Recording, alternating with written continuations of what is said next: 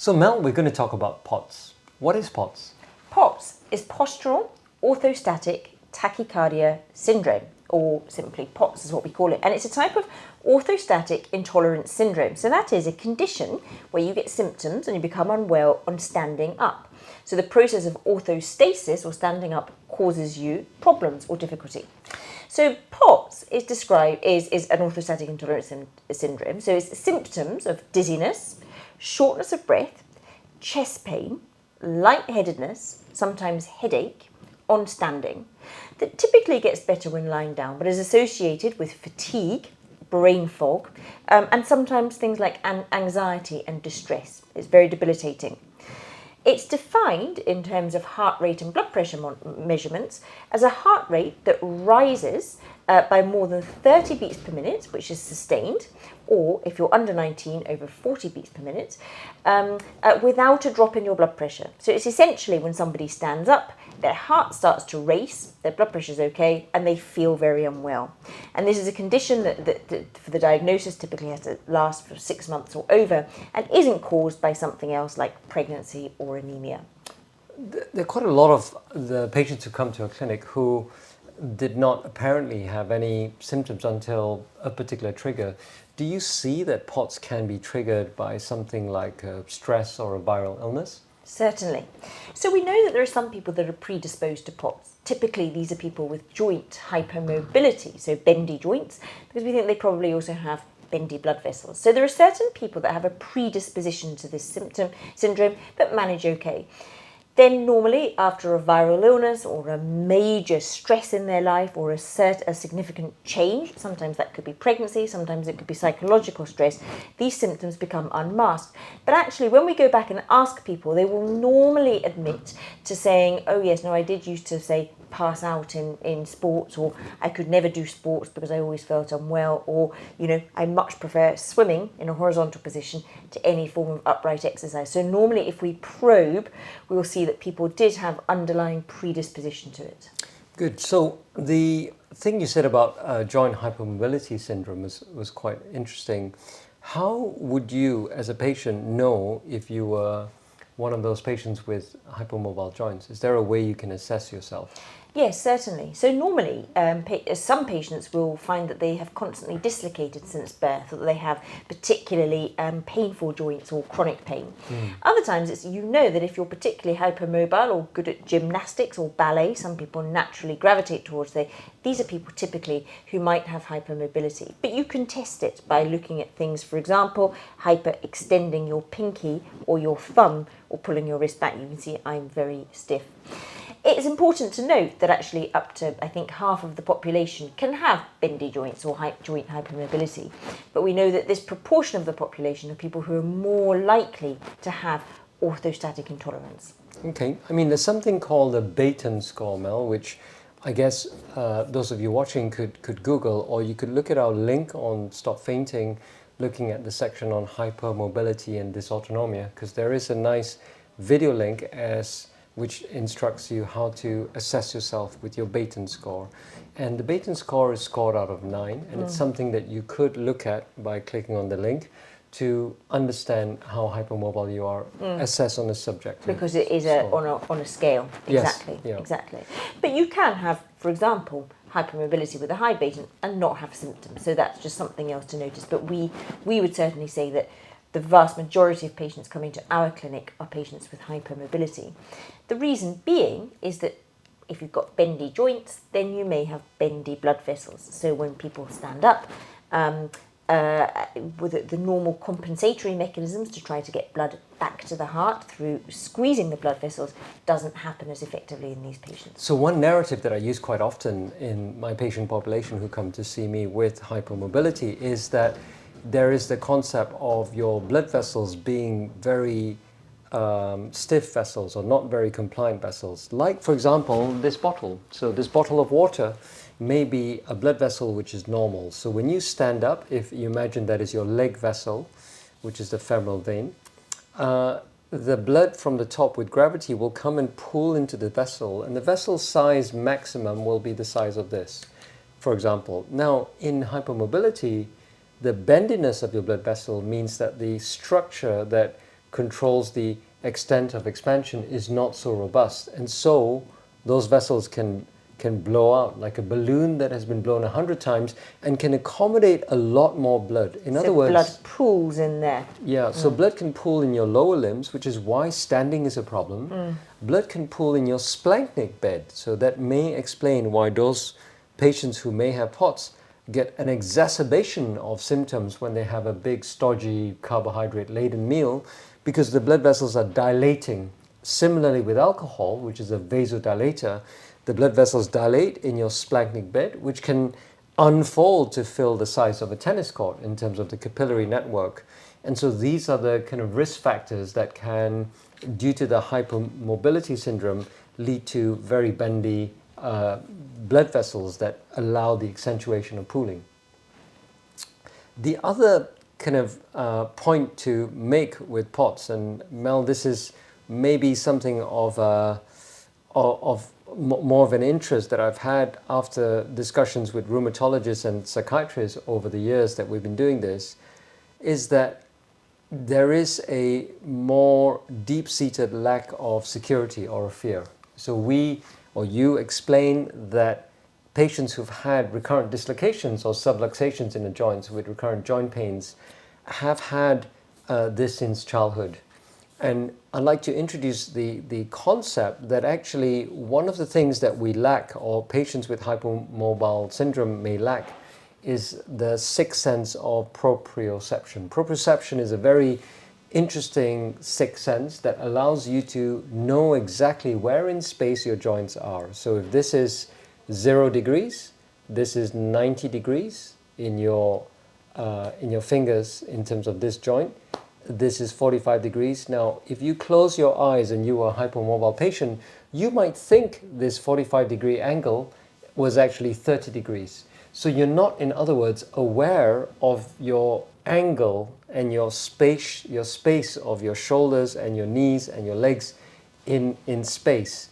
And therefore, you might be rather more clumsy as a patient, walking into door frames, knocking your shoulder, knocking your knees, running down the stairs whilst in a rush, for example, and not really concentrating on your footing, and arriving at the bottom step with your legs slightly twisted. It only needs to be 10 degrees, and then you go over and you twist your ankle.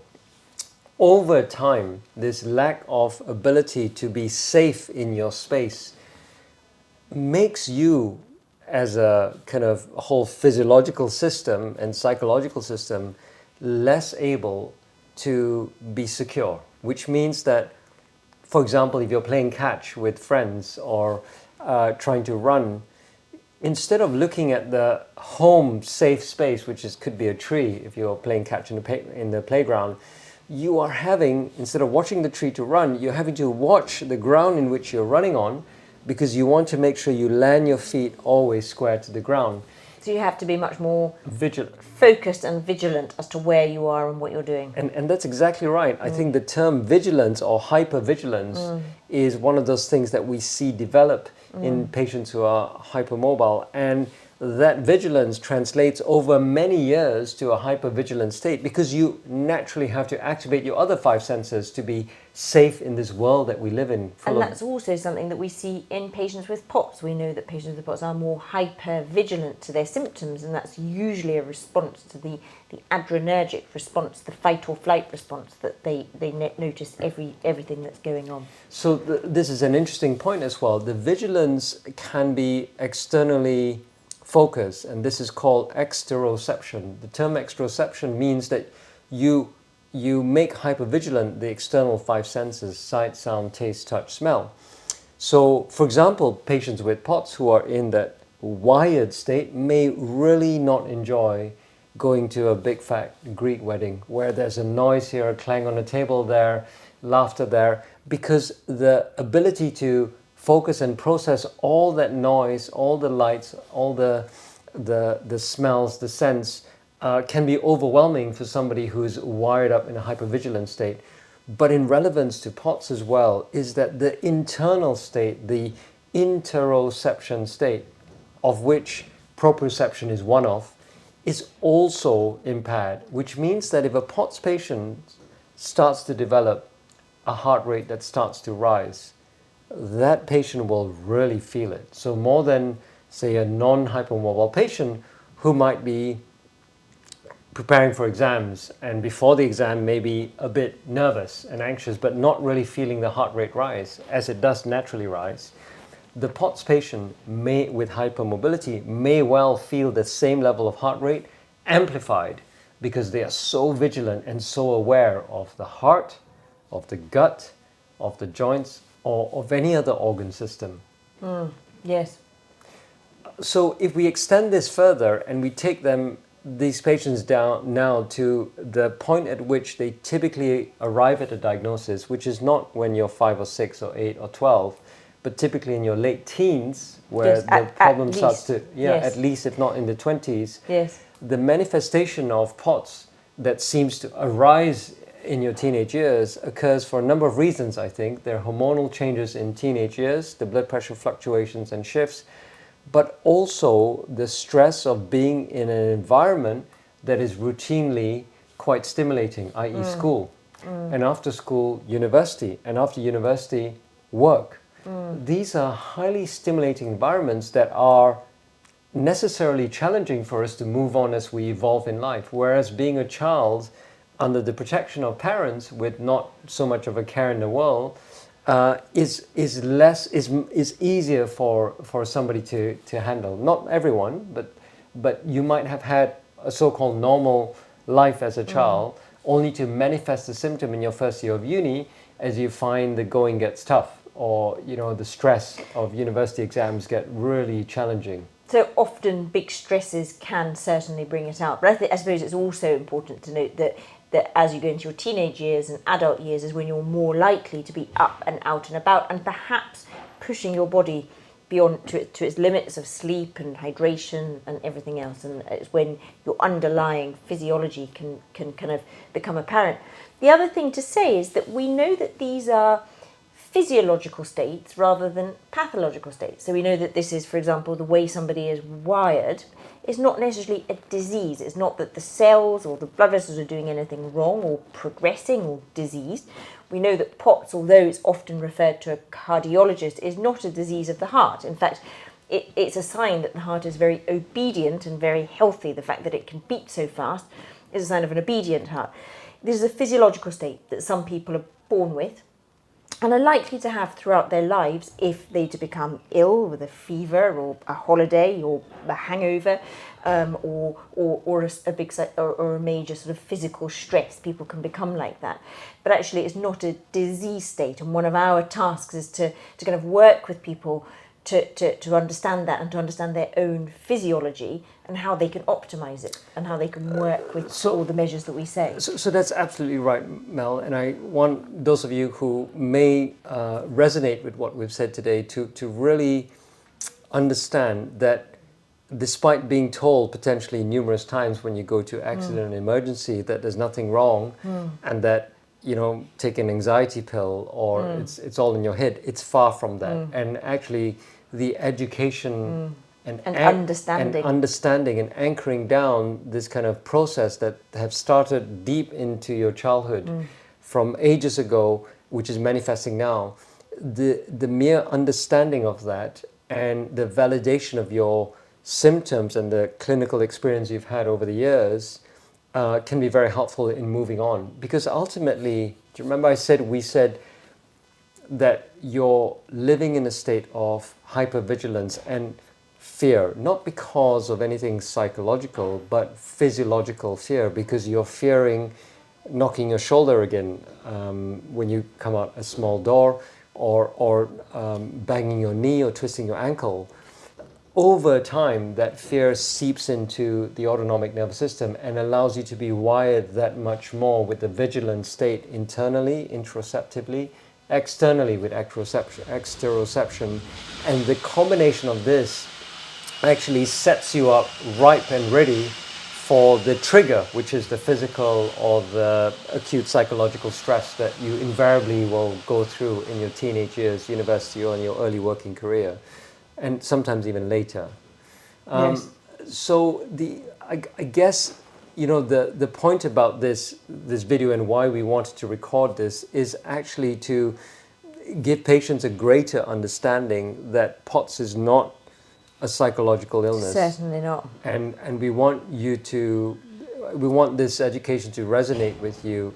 It may be that over time, the constant fear state and the lack of proprioception and the enhanced vigilance has led to certain traits in your personality that are a bit on edge, makes you wired.